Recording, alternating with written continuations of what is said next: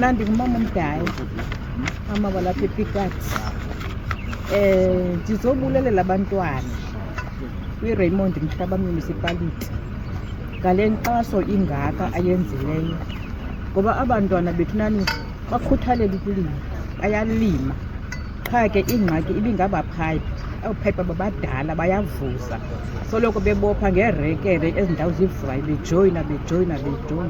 Ngoku noku umsebenzi wabo uzawuba mhle kakhulu ngoku befumene zonke ezi zinto bazifumeneyo kumasipala.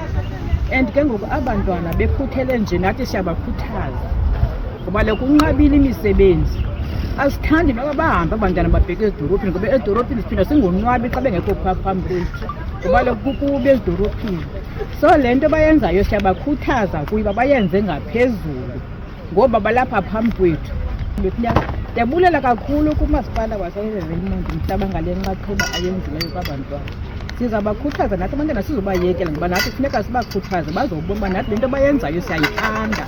So ndithe enkosi kakhulu ke kumasipala waseRaymond Mhlaba.